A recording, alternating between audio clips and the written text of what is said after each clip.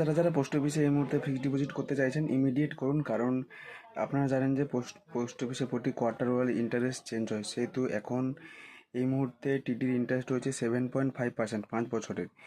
আর টিডি আপনারা জানেন যে টিডি তিনটা টাইপের হয়, একটা 1 ইয়ার, 2 ইয়ার, 3 ইয়ার অ্যান্ড 5 ইয়ার।